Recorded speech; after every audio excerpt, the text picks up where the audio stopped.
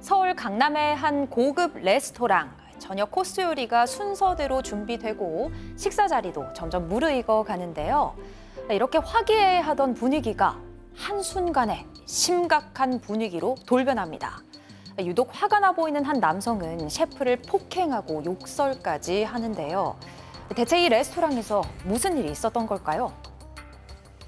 예, 고급 요리가 코스로 나오는 레스토랑 파인 다이닝을 운영하고 있는 이 셰프님의 제보입니다. 자, 설명 좀 해주시죠. 네, 그렇습니다. 이 셰프님은 강남에서 파인 다이닝을 운영하고 계시고요. 저녁 디너 코스가 20만 원이 넘을 정도로 상당히 고급 음식점입니다. 근데 이제 어느 날 한 여성한테서 예약 전화가 왔어요. 맨 처음에는 홀로 예약을 했다가 나중에는 꼭 룸에서 먹고 싶다 그래서 이제 뭐 예약도 바꿔드렸습니다.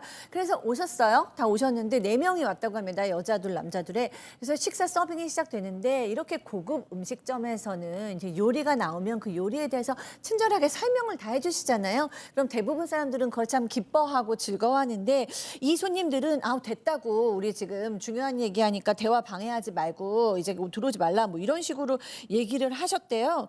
그래서 그러면은 뭐 와인도 직접 드시겠다고 했기 때문에 그 테이블을 다 이제 와인 세팅까지 다 해드리고 방해하지 않으려고 직접 드시게끔 싹 테이블 해드리고 나왔다고 합니다.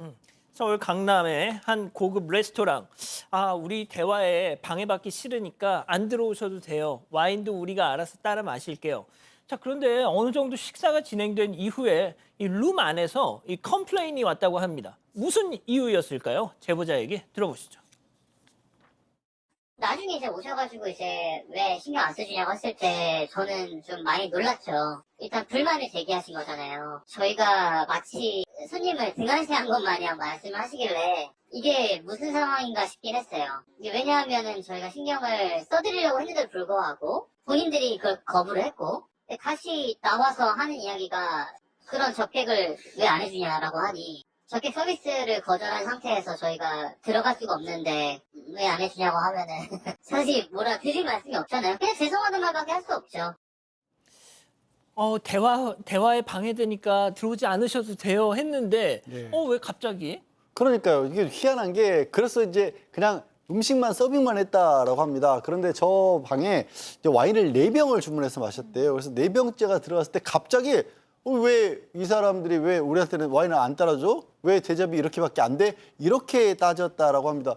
말씀하신 것처럼 분명히 들어오지 말라 그래서 그런 건데 갑자기 이렇게 나오니까 굉장히 당황하긴 했지만 어쩌겠습니까? 또 이제 사업을 하는 입장이기 때문에 그러면 저희가 룸에 들어오기만 했었는데 필요하시면 말씀을 주시라. 그럼 저희가 이렇게 좀 따라 드리겠다라고 사과를 했다라고 합니다.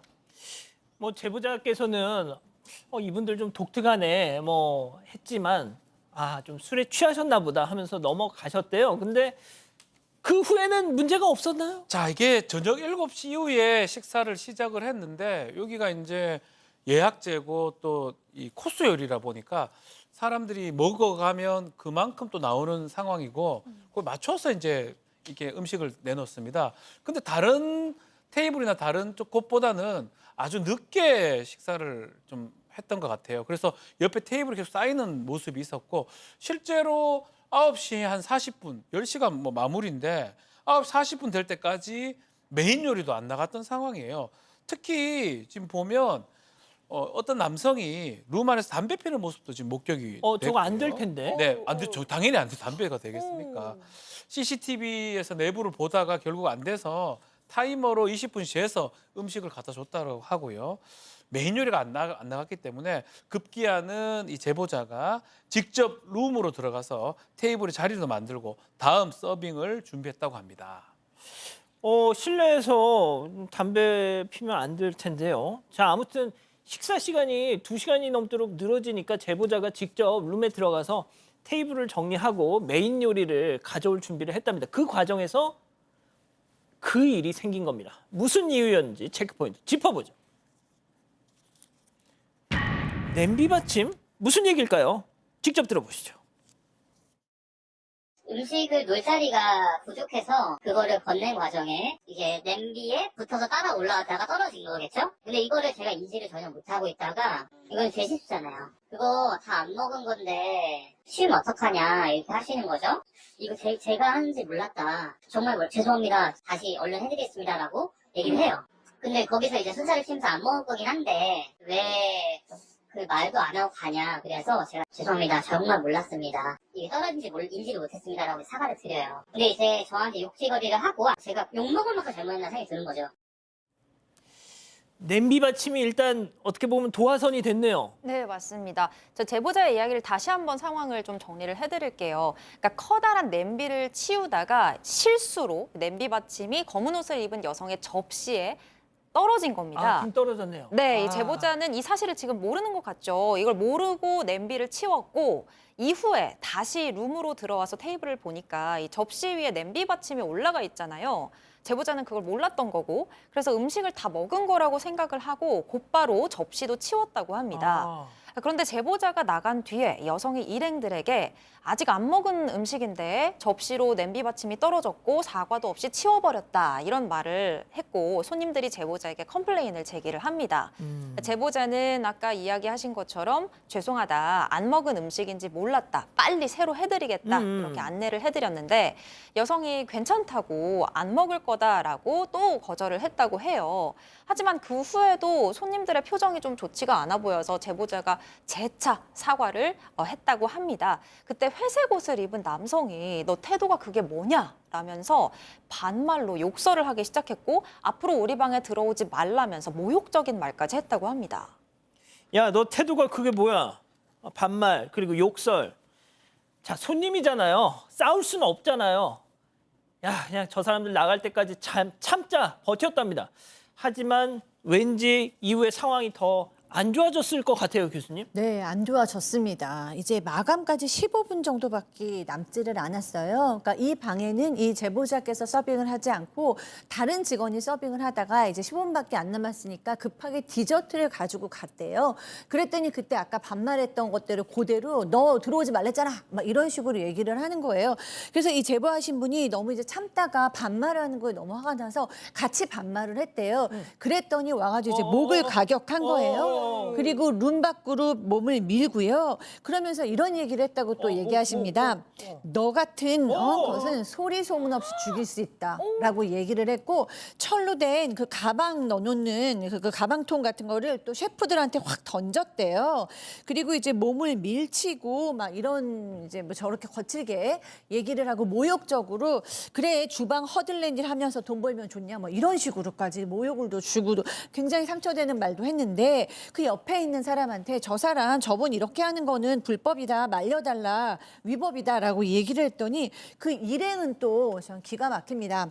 나 변호사다. 사람이 기분 나쁘면 그럴 수도 있지 뭐 이러면서 또 제지를 하지 않더라는 겁니다. 심지어 저 가해자인 남성 돈도 못 내겠다라고 난동을 피워서 결국에는 경찰에 무전 취식으로 신고했다고 합니다.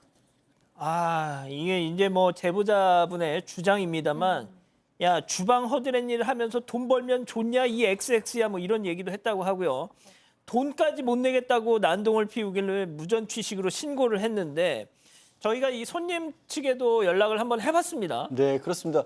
그 변호사라고 주장했던 남성하고 연락을 해봤는데 그 남성은 셰프가 처음부터 불친절했다라고 주장을 하고 있습니다. 그러면서 뭐 음식 중에 뭐 좀 포크 같은 수저를 챙겨주지 않아서 포크를 가져다 달라 그랬더니 그거 포크로 먹으면 부서진다면서 언짢은 표정을 지었다라는 거예요. 하지만 셰프의 말은 또 다릅니다. 이게 그 뭐 전복 같은 데 김을 튀겨서 얹었다는 거예요. 그럼 포크로 찍으면 부서질 거 아니에요. 그래서 수저를 드렸다라는 거고 평소에 이 매장에 그 리뷰 같은 것들이 달려도 친절하다는 리뷰가 훨씬 더 많았다는 겁니다.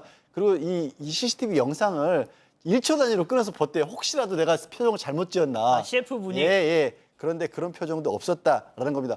거기서 그치지 않아요. 일단 손님들은 셰프가 무전취식으로 취식해놓고 나중에는 계산을 했는데도 못 가게 감금을 했다라고 주장을 하고 있는데 셰프 얘기는 그게 아니라 폭행한 사람만 경찰 올 때까지 기다리라고 하고 다른 사람들은 가도 좋다라고 얘기를 했다라고 합니다. 엇갈리고 있긴 한데 내일 경찰 조사 예정이라고 합니다. 박 변호사님. 네. 지금 저 그 주도적으로 폭행을 한 사람은 이제 변호사는 아닌데 저 네. 일행 중에 변호사도 이제 몸에 어떤 접촉이 있긴 했거든요. 아예 아는 양반이 저래요. 그리고 저게 지금 저 영상으로 지금 증거가 다 있지 않습니까? 폭행, 협박, 업무방해죄 같은 게 성립할 여지가 매우 높아 보이거든요. 지금 증거가 다 있기 때문에 저 뭐 변호사인지 뭐 알 수는 없지만 저 사람도 좀 문제가 될 여지가 있어 보이고 일단은 조사가 진행된다면 아마 처벌의 가능성도 있지 않을까 저는 생각을 좀 해봅니다. 예.